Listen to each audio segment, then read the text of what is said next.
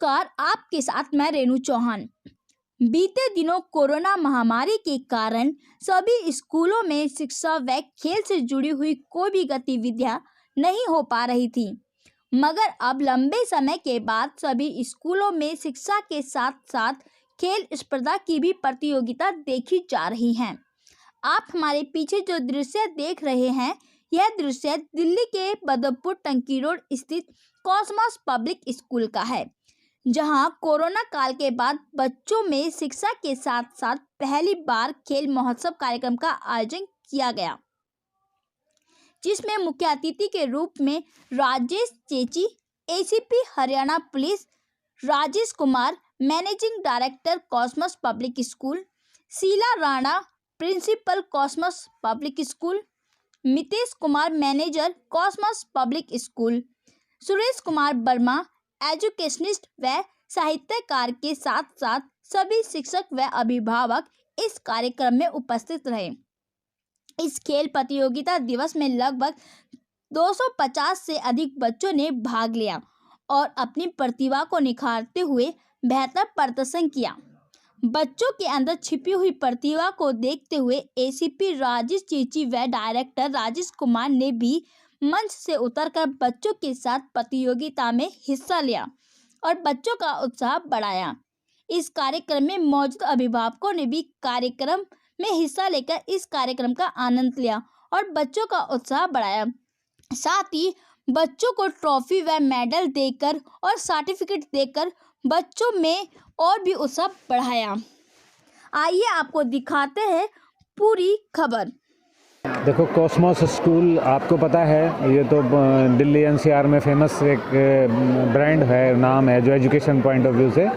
तो Cosmos school तो हमेशा यूनिक काम करता रहता है। अभी आज जैसे स्पोर्ट्स मीट थी, तो मेरे को भी शिरकत करने का अवसर दिया, राजेश जी ने निमंत्रण दिया था और मैं आया हूँ यहाँ पे। और मेरे जो माहौल देखा है यहाँ बच्चों का, टीचर्स का, पेरेंट्स भी पार्टिसिपेशन कर रहे हैं जिस तरह से, तो बहुत अच्छा इनिशिएटिव है। और जहाँ बच्चों में खेल भावना जागेगी और हेल्थ के लिए कॉन्शियस होंगे, इसी तरीके से पेरेंट्स और टीचर्स भी होंगे, तो बहुत बढ़िया है जी। मेरे को भी कुछ प्रेरणा मिली है आज देख के यहाँ।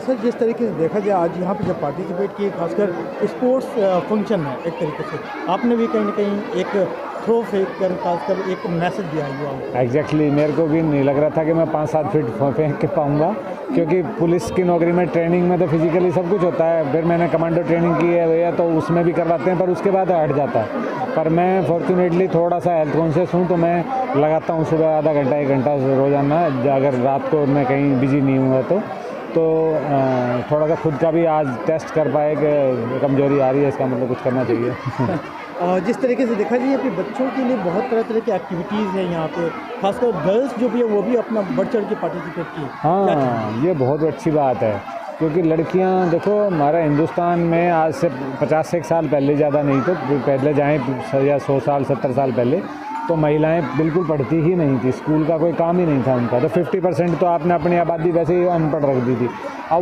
अब हर फील्ड में आने लगी हैं। अब तो ताकत का ज़माना है नहीं, देखो वैसे देखा जाए फिटनेस के लिए तो सही है, पर पहले युद्धों में या लड़ाई झगड़ों में जब भी कभी होता था तो फाइट होती थी तलवारों से, घोड़ों से और हाथियों से, तो ये नहीं कर पाती थी। अब तो रॉकेट और मिसाइल का ज़माना आ गया, तो आपको अगर एक स्विच दबाना है अपने दिमाग लगा के, और आप बराबर ताकतवर कहलाएंगी, महिला हो या पुरुष हो। तो अब वो आज बच्चियां जैसे पार्टिसिपेशन कर रही हैं, अच्छा है, आगे फिट रहेंगी। लड़की तो अगर फिट है तो वो 2 घरों को ठीक रखेगी आगे शादी होने के बाद, है ना। फरीदाबाद में आपकी पॉपुलैरिटी वैसे हरियाणा में तो जाना जाता है, लेकिन दिल्ली में आज एक आपका यहाँ पे किस तरीके से जनता। मैं असल बताऊँ, जो ओनर हैं या जो MD हैं स्कूल के, वो मेरे रिलेटिव हैं, क्लोज रिलेटिव हैं, राजेश जी ही नाम है उनका भी बाय द वे। तो अब उनका था आदेश तो आना ही था जी। फिर लोगों को क्या मैसेज देंगे? मैं सिर्फ यही कहूँगा, जैसे कहते हैं ना कि हेल्दी माइंड स्टेज इन हेल्दी माइंड, मैं इसका उल्टा कहता हूँ।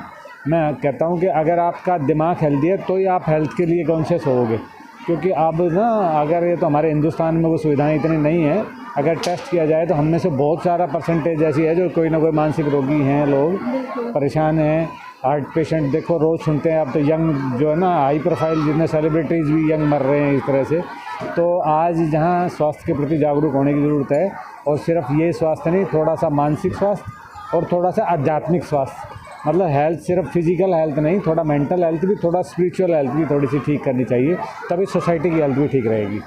देखिए, एक तो मैं सबसे पहले आज बच्चों को, पेरेंट्स को, टीचर्स को, सभी को शुभकामनाएं दूंगा, क्योंकि कोरोना आने के बाद में स्कूल में ये पहला कोई इवेंट हम करा रहे हैं, और जिसमें बच्चों ने इतने उत्साह से हिस्सा लिया है लगभग 3 साल के बाद में, तो बच्चों की खुशी को देख करके अच्छा लग रहा है, और मैं सभी को शुभकामनाएं देना चाहता हूँ। स्पोर्ट्स फंक्शन जो सेलिब्रेट किया गया, कई तरह की एक्टिविटीज़ यहाँ पे बच्चों ने पार्टिसिपेट किए। इंटर जो ये कंपटीशन है, इसमें क्या लगता है आपके बच्चे इतने कैपेबल हैं दूसरे स्कूल के साथ में प्रतिस्पर्धा करने के लिए? देखिए, हम स्कूल में एजुकेशन के साथ साथ में जितना एजुकेशन पर हमारा ध्यान होता है, उतना ही स्पोर्ट्स पर भी ध्यान होता है, और स्पोर्ट्स बच्चे के लाइफ में एक अहम पार्ट है। तो जिनको हम जो गेम्स बच्चों को पूरे साल कराते हैं, तो ये एनुअल स्पोर्ट्स डे, उसी गेम्स में जो बच्चों को हम यहाँ सिखाते हैं, उन्हीं का हाउस कंपटीशन होता है, और उसी का आज आयोजन है। तो क्या मैसेज देंगे अपने पेरेंट्स को? मैं पेरेंट्स को ये मैसेज देना चाहता हूँ कि जितना आज के दौर में हम पढ़ाई पर ध्यान देते हैं, बच्चे के इतने मार्क्स आ जाएं, ये डिवीज़न आ जाए, उतना ही ध्यान उनको बच्चे के विकास के लिए स्पोर्ट्स पर भी देना चाहिए। बच्चों में जो खेल भावना, प्रतिभा छिपी हुई है, उसको जो देखें कि मेरे बच्चे में इस खेल के प्रति रुझान है, वो स्कूल में आकर बताएं, अपने आसपास में उसको जहाँ कहीं फील्ड मिलता है, ग्राउंड मिलता है, वहाँ प्रैक्टिस कराएं, और उसको बच्चे को सपोर्ट करें, ताकि वो आगे जा कर के जो उसकी प्रतिभा है वो देश के लिए काम आए, और वो देश के लिए भी जा कर के स्पोर्ट्स में हिस्सा ले। मैं सुरेश पाल वर्मा जसाला, रिटायर्ड लेक्चरर। मैं कवि भी हूँ, साहित्यकार भी हूँ। मेरी 25 पुस्तकें आ चुकी हैं। मैंने हिंदी में 4 विधाएं नई दी हैं। उस विधा में देश के विभिन्न रचनाकार लिख रहे हैं, और उनकी 14 पुस्तकें आ चुकी हैं। सर, देखा जाए आज आप कॉस्मोस स्कूल में और अतिथि आप लोगों का शरीक होना, बच्चों में क्या देखते हैं पोटेंशियल? आज मैं एक आर्टिस्ट भी हूँ, भाई राजेश जी भी एक अच्छे आर्टिस्ट हैं, हम दोनों की प्रदर्शनी लगती रहती है। तो अभी 2-3 दिन पहले इन्होंने कहा था कि मेरे यहाँ पर खेल दिवस है, आपको उसमें सम्मिलित होना है। मैंने कहा बड़ी अच्छी बात है, आज हम दोनों साथ आए थे। मज़े की बात यह है कि जो आज ये कार्यक्रम देख रहा हूँ, इन सब के पीछे बच्चों की मेहनत, यहाँ के स्टाफ की मेहनत, यहाँ के प्रबंधक कमेटी की मेहनत वो रंग ला रही है। और मैं ये देख रहा हूँ, ये बच्चे इतनी गंभीरता के साथ, इतनी और आसानी के साथ काम कर रहे हैं। इनको अगर सही मौका दिया जाए तो ये बहुत अच्छे खिलाड़ी बन सकते हैं। विद्यालय में सीमित समय मिलता है, खुलकर समय नहीं मिलता, लेकिन फिर भी इनकी प्रतिभा देखने लायक है। यहाँ का स्टाफ जो पढ़ाई के साथ साथ, उच्च शिक्षा के साथ साथ इनको अच्छा नागरिक बनाने का प्रयत्न कर रहे हैं, वो सराहनीय हैं, अभिनंदनीय हैं। मैं साधुवाद देता हूँ, और ये क्रम दिन दुनी रात चौगुनी उन्नति करता रहे, बच्चों के भविष्य को ऊंचाई की ओर ले जाता रहे।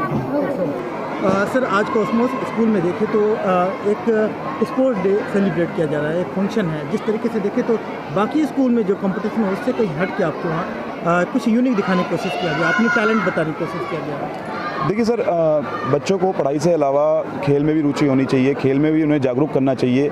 आप देखते हैं कि आजकल हमारे देश के युवा जो हैं, हमारे देश का नाम रोशन कर रहे हैं ओलंपिक्स में, कॉमनवेल्थ गेम्स में, और अलग अलग कंट्री में जाकर।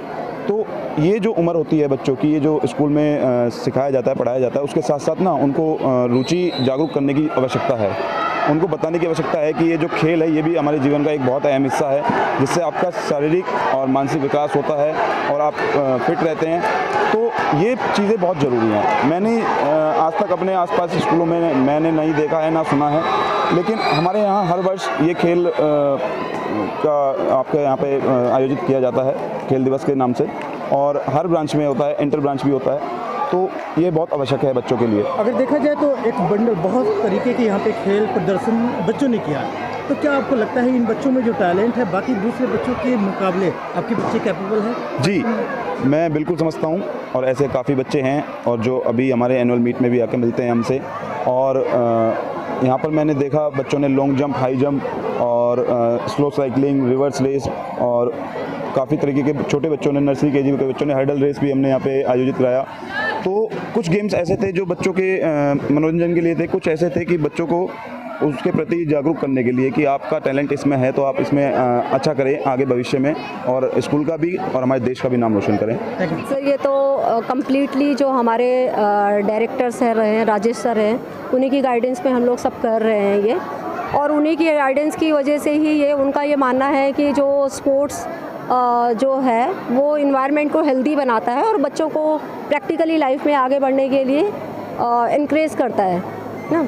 तो ये सब उन्हीं के हैं और मुझे भी ऐसा लगता है कि इससे हम पेरेंट्स हो या फिर टीचर्स हो या फिर बच्चे हो, हम लोगों में एक एंथुजियाज्म जो होता है ना वो बाहर आ रहा है और एक जो टीम वर्क होता है वो निखर कर आ रहा है हमारे देखा में। जाए आप लोगों ने 4 ग्रुप बनाया था, 4 हाउसेज जो बनाए। हाँ जी। इसमें कितने बच्चे हैं जो टोटली पार्टिसिपेट करने वाले हैं? जो टोटल पार्टिसिपेंट्स हैं वो अराउंड 280 हैं सर। तो कुछ बच्चे ऐसे हैं कि जो 2 इवेंट्स में, 3 इवेंट्स में पार्टिसिपेट कर रहे हैं, बट अगर कंट्रीब्यूशन देखा जाए उनका तो अराउंड 280 है वो। और एक जो फीलिंग होती है ना, मतलब हमको आगे आना है, हमको आगे आना है, चारों हाउसेस के बीच में जो एक हेल्दी जो एनवायरनमेंट क्रिएट हो रहा है वो बहुत ज़्यादा मतलब एनकरेजिंग है और बच्चों को लाइफ में आगे बढ़ने के लिए उनके उत्साहित कर रहा है।